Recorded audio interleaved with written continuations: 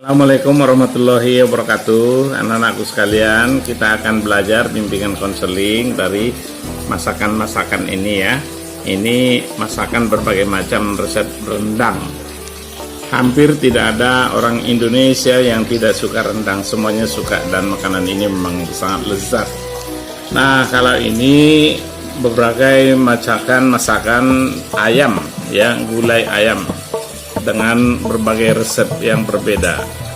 Nah, ini mie, berbagai macam bentuk dan tampilan dari masakan mie, macam-macam ya, tentu resepnya berbeda, hasil akhirnya juga berbeda rasa.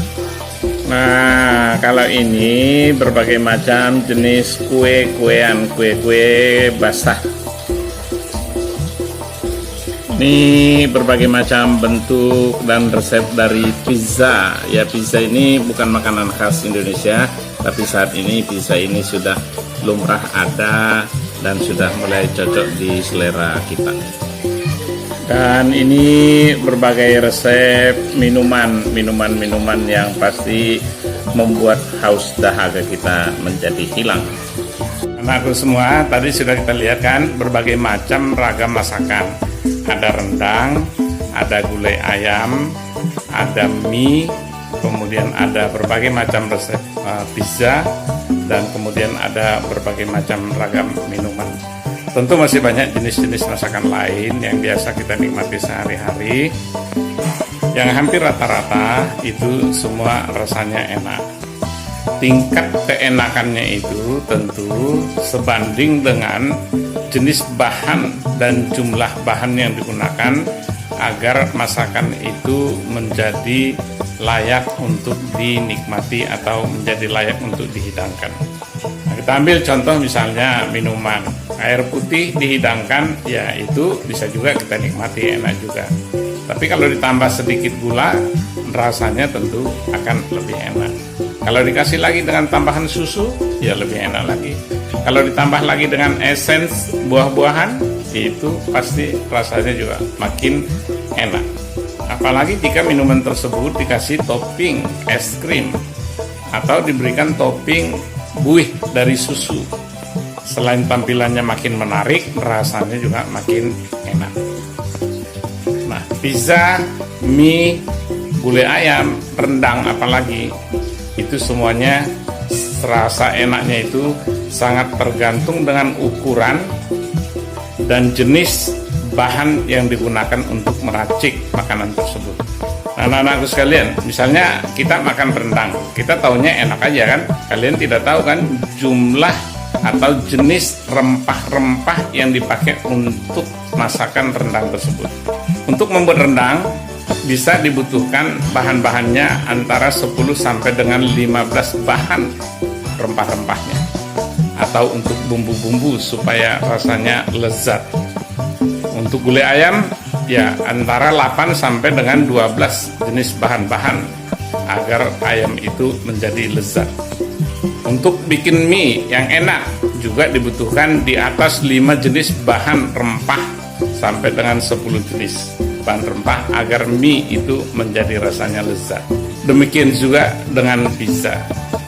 Nah, begitu juga anak-anakku sekalian dengan kehidupan setiap orang itu.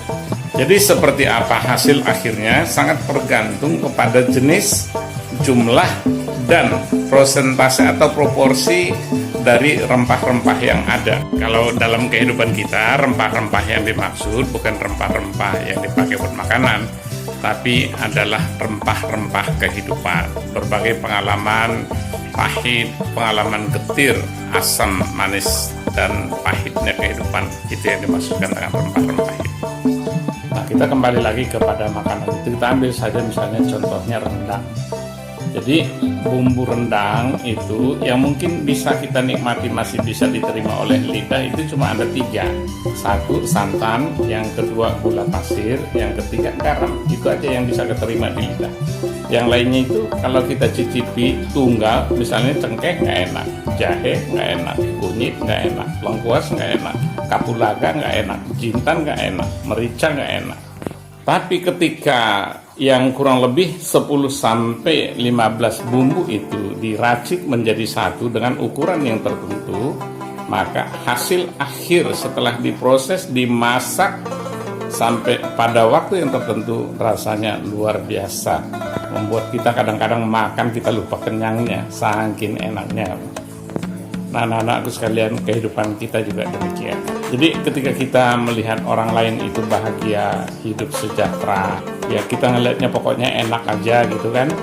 Itu karena dia telah mengalami proses penyatuan rempah-rempah yang tepat di dalam kehidupannya, sehingga hasil yang diperoleh itu menjadi terasa enak buat dirinya, keluarganya, dan lingkungan. Jadi berbagai kepahitan, berbagai kegetiran kehidupan yang kita alami dalam proses kita menuju kehidupan yang sejahtera dan bahagia, itu memang pasti tidak enak, tapi itu harus kita terima, harus kita nikmati dalam proses kita berjuang agar kelak hidup kita menjadi sejahtera dan bahagia. Tapi kita tidak boleh menyimpang dari tujuan. Jadi kita kembali kepada masakan. Berbagai macam rempah-rempah itu kalau niatnya untuk membuat rendang, maka rempah-rempahnya proporsinya juga tentu sesuai dengan kebutuhan untuk rendang. Jadi kamu pengennya akan menjadi seperti apa, ingin menjadi seperti siapa, kemudian yang kamu lakukan berbeda dengan yang seharusnya, tentu itu tidak akan tercapai.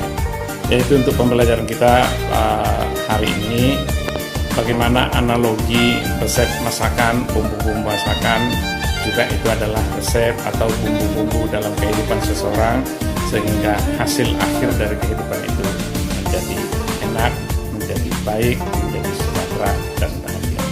Jadi kembali lagi Bapak menekankan, nikmati semua kegembiraan kehidupan ini, kesengsaraan kehidupan ini, penderitaan kehidupan ini. Tetaplah fokus pada masa depan kalian. Sukses itu pasti akan kalian dapatkan. Dari berbagai macam pengalaman pahit getirnya kehidupan ini akan berbuah kebaikan kesuksesan buat kalian kelak. Di berbagai pengalaman pahit getirnya kehidupan ini, insya Allah kelak itu akan menjadi prasyarat buat kalian agar kalian kelak hidupnya menjadi sukses, sejahtera, dan bahagia. Jadi sekarang kalian jangan enak-enak aja, hanya mencari yang enak, mencari yang santai, mencari yang nyaman.